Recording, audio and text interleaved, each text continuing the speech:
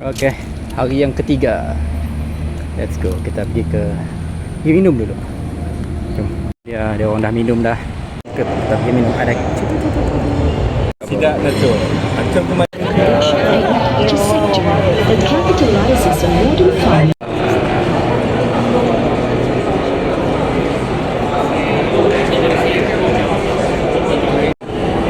Charging cable dari Huawei. This is Spark Sense.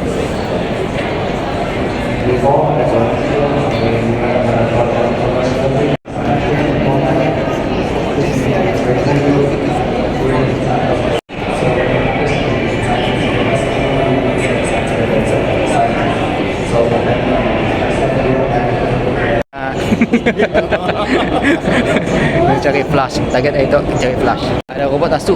Ya, jangan. Wih. Dah.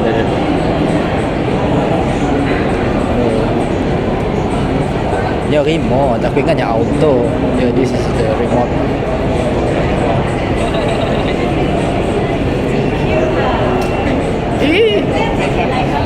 Oh, yang pandai.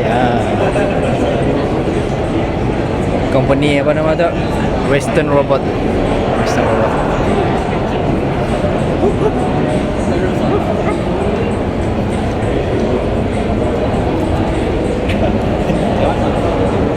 Kenapa mulutnya macam ni? Untuk apa? Apa tujuannya? pasal. Oh, untuk cooling ya kali kan?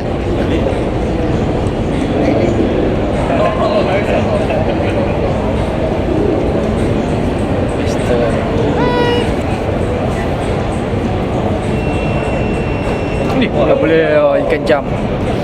Nice.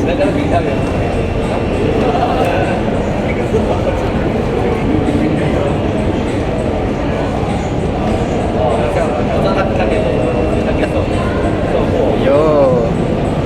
Dapat dia berdiri pakai kaki depan. break dance terus Break dance.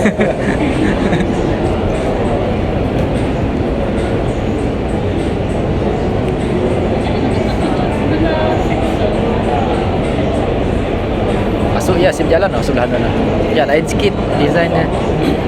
Ya macam polis kan? Ya ada lampu atas. Siapa tonggang mau bersama.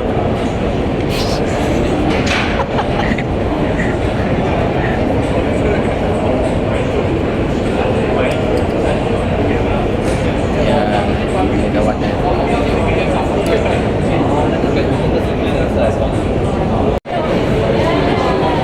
Science.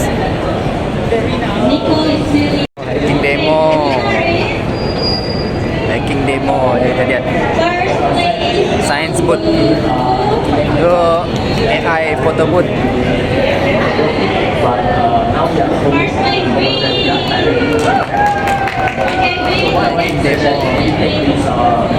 Kita coba quiz.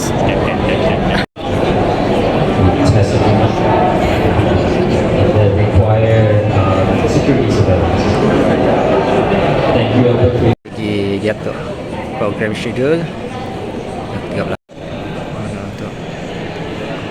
13 Success of a viewership activity, and I think the point where esports really go. The monsters and everything.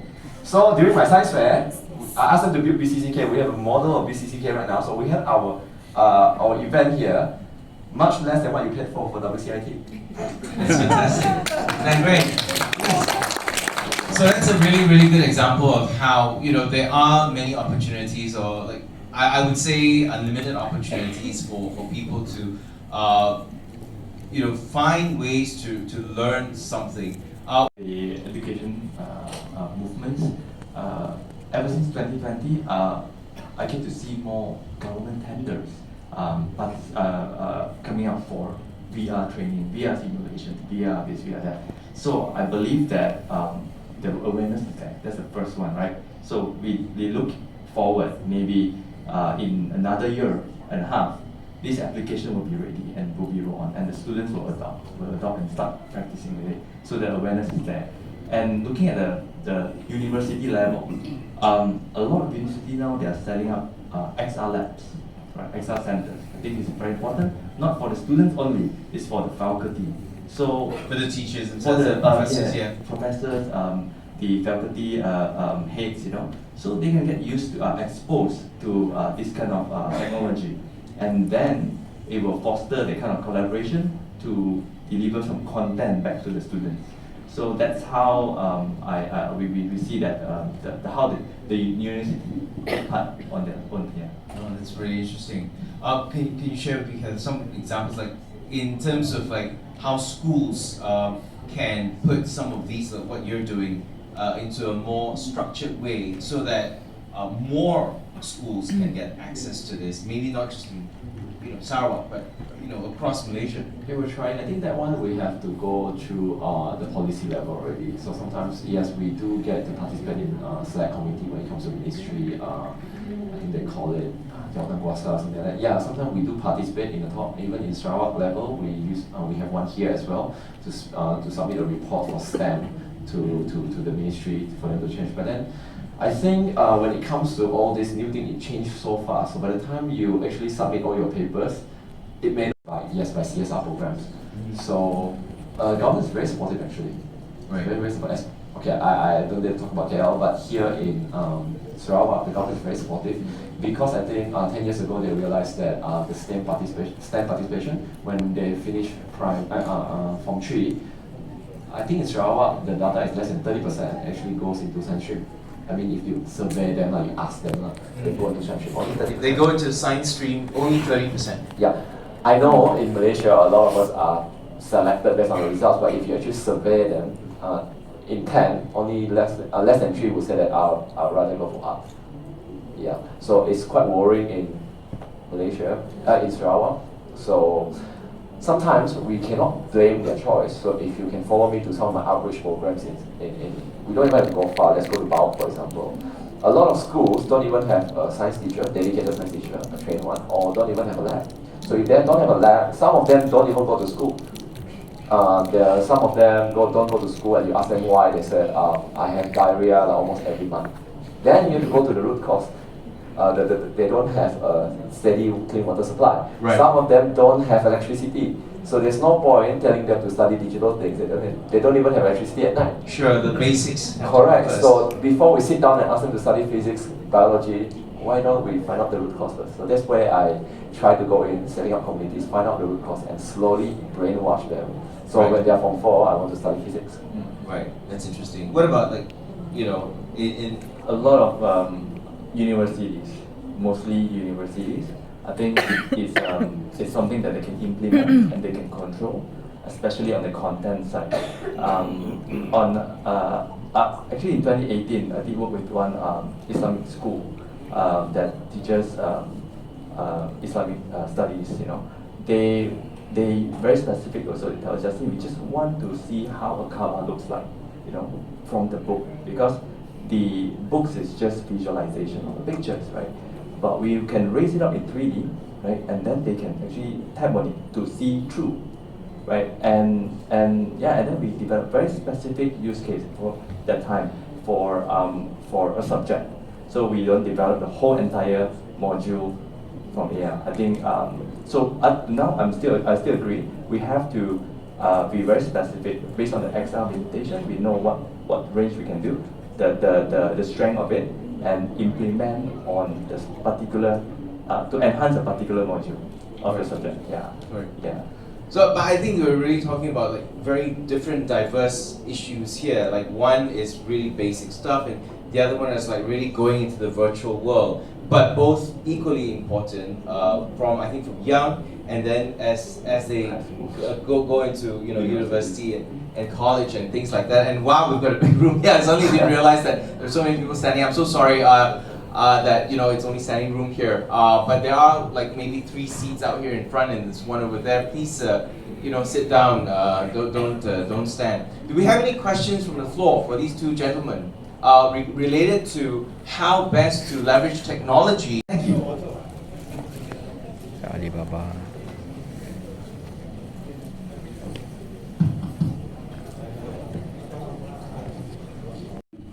So to answer your question, I think it's very interesting observation. These moratoria that we're seeing are not just happening in Singapore actually, but in many places around the world. is really part of the story of the internet.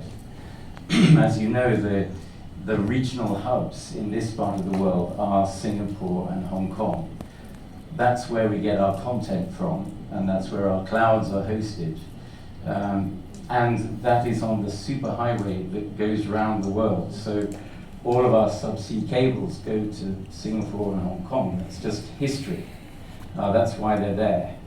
And gradually, these data centers are growing bigger and bigger with the immense, crazy CAGRs that we got of 30–40% for the growth of internet data.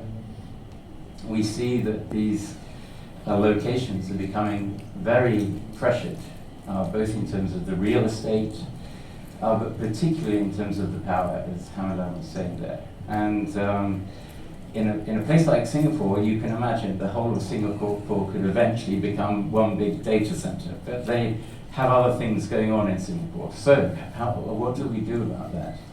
They've not been able to build for the last 4 years. That's being released to some extent, but not to meet the demand. So where are those data centers going to be built? And this is why, as the Premier said in his opening remarks at this conference, Kuching is a perfect location to become a data center hub. We have space, we have green energy, and it's very much that green energy that large corporations and hyperscalers are looking for. We have that green energy here, we have the space, and Idecs has built already a Tier 4 data center, as you mentioned in your opening remarks, which is sitting not far from where we are now. So it's on the coast near at Santabon, and we have 300 racks there, and it's a Tier 4, meaning that Uptime, the institute which accredits data centers, has given it the top rating for reliability.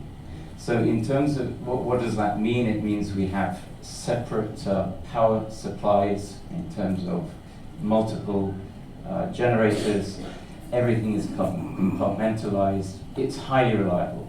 So in effect, if you want to store your data in a highly reliable place, Tier 4 data center is the top whack. It's where you want to be, where you want to put your data. So why is it that Tier 4 data centers haven't been built here before, any data centers of any hyperscaler size? And I think one of the reasons is because of, in the past, has been the lack of cables and connectivity here. And secondly, because of the skills, you need highly experienced contractors to build hyperscale data centers and a good supply chain and so on. So Idecs has addressed some of those problems. Firstly, we've introduced a new cable, Bcck, which goes from Kuching, from our data center, to Batam in Indonesia. So that effectively gives us an alternative to the existing cable, which is Sprint, you may be familiar with. And we are also building a second cable, which is called CH2X, in partnership with China Mobile, which will take us from Kuching down to Singapore and up to Hong Kong as well. So that gives us the connectivity in the network to Singapore and Hong Kong, where the current content sits and the hyperscalers are right now. So very much the case that connectivity is an important part of any data center. No data center can survive with typically 3 cables or so. We also have terrestrial capacity, which takes us to Brunei and connects us to cables from there. We also have connectivity, or about to have connectivity across the border to into neighboring Indonesia and down to Pontianak, which will then connect into our partner subsea network. So this gives us immense connectivity, which is a fantastic ingredient for a good location for a data center. the second aspect I mentioned is skills, and I'm pleased to say we have a lot of the skills sitting here in the room today. If it's okay to call out the audience here, but we are building that skill set in Kuching, locally grown talent that we want to nurture. And while we've only built a relatively small data center, 300 racks so far, we fully intend to build more and create the environment to build more and make Sarawak a data center hub as an alternative hub to Singapore and Hong Kong. So we're building not only diversity in the network, but also disaster recovery location for Singapore and Hong Kong. So as the pressure on them grows, it gives us the opportunity to provide a response. Just finally to add, the other part of the internet story, as well as having this large pipes, I mean our pipes are multi-terabit pipes, you need to have that large capacity to bring the data in. But where possible, you want to store the data locally. And that's the part of the story which we are also, in effect, this moratorium is creating as these intense cities push out their data centers to the edge. We can now store that content in the edge, in our new data centers. So, in fact, we as Idecs have just, in fact, the name suggests it, Idecs, the IX part stands for Internet Exchange. And we have this week launched our Internet Exchange, which is part of the global network of Internet exchanges around the world, where the Internet community exchanges data through peering, paid peering, free exchange, and so on, and caches content locally. So, as mentioned earlier, there's a lot of pressure to put in a local environment to put content locally. We are able to host that in our data center and to provide internet exchange facilities as well. So that's a brief introduction to Idecs. It's been great to meet a lot of you during the conference, and please come and visit our booth. Okay, habis main Jumaat, jom kita naik cak jauh view di situ.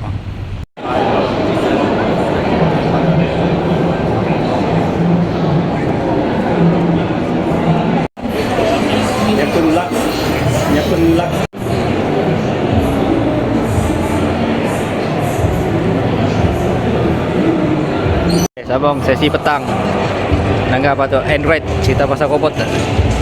Advanced Telecommunications Research Institute, ATR, Project Manager, Moonshot R&D Project, Thematic Project Producer.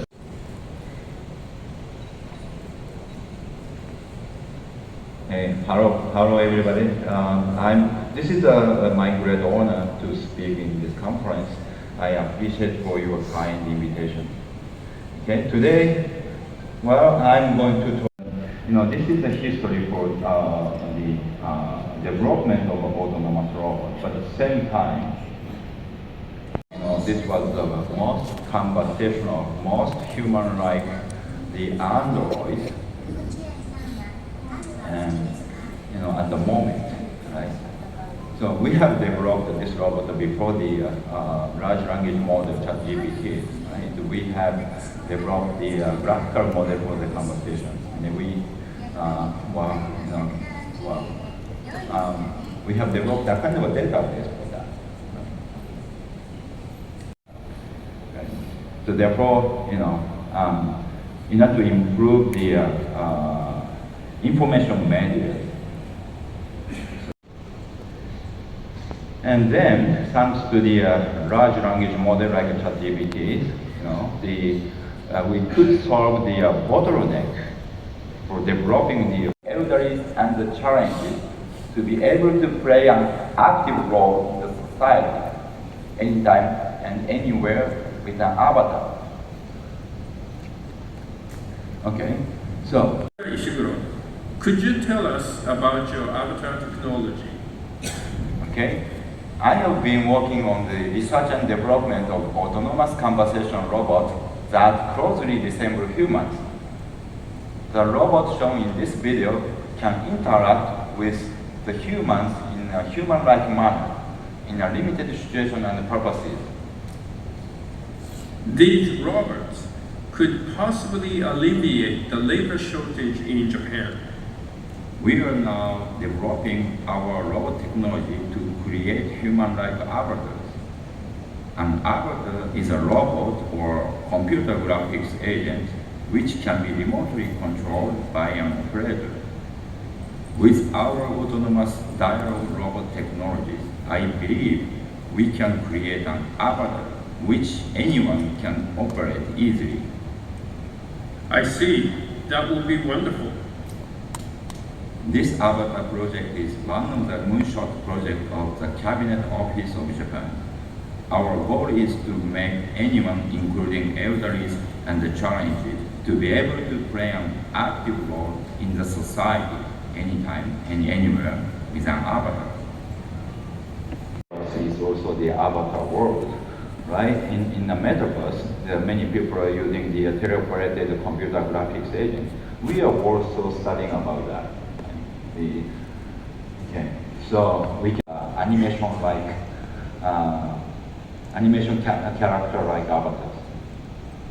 But for other countries, right, European countries, the American, there are people, they want to use probably, I'm not sure your preference, but they want to use the more realistic avatars. But our technology, we can perfectly track the human, the operator's facial expression, hand movement, everything. Right? Idea, what kind of future you want to have. Right? So that is the very important meaning to have an expo. Again, you can visit our pavilions, the virtual pavilions and physical pavilions, both of them. That is the power of the avatar.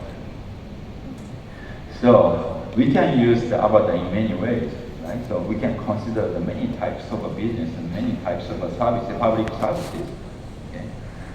And then, well, someday. Anyone from the floor who has any questions, please just raise your hand and we'll bring a microphone around if you have any questions of the professor. And there are also two mics in the center of the room, so you can computing power and build faster and better algorithms.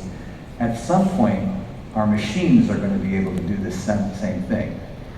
And at some point... Again, to your point, it depends how much money, effort is being poured into these projects. Some projects we won't even know about. I support a project called Singularity AI on the marketplace, and it's benevolent AI. The operations, that's how they apply it as double-edged sword. What it means here is that it can be used for good, and it also can be used for bad. So because of that kind of mentality, although we provide the AI-driven application, but people probably scared to use it because of that stigma. Say for example, we know that AI actually speed up the works. And one of the best examples that I can give is that the use of AI in customer service, where it's able to use, say for example, like chatbot, able to respond a lot of repetitive inquiries as compared to the humans.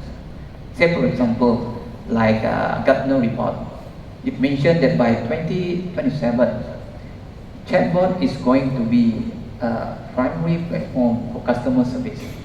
And then, as another study by a consultant, they mentioned that 64% responded prefer to communicate with chatbot rather than waiting for half an hour to communicate with the real agent. But now, the issue here is that it's not about how fast, how speed in terms of scale, but the awareness whether or not how we can educate our society to use that technology to support their business operations. That's my thanks. I like that. And also the supercharging that has happened with chatbots, for instance, being powered by properly powerful large language models, right? So that they Definitely a lot of questions to be pondered over. Closing Innovation and tech industry for the sustainability and well-being of all stakeholders in the global community.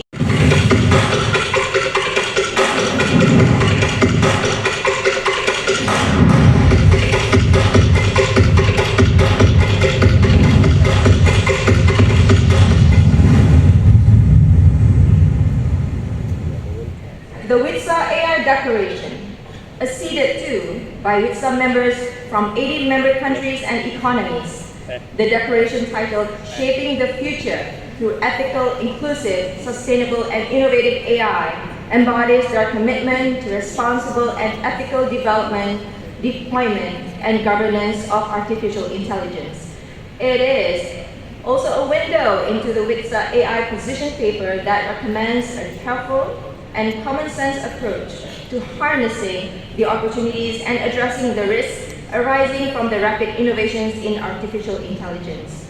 This puts the spotlight on best practices, standards, and regulation to help ensure that AI systems deployed are ethical, fair, transparent, and accountable.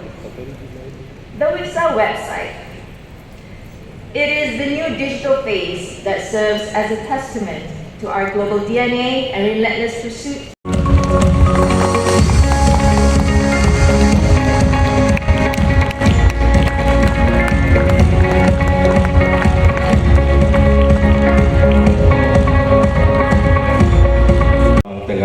Ali Hassan, Deputy Premier of Sarawak, and the Second Minister for Natural Resources and Urban Development, Minister for International Trade and Investment.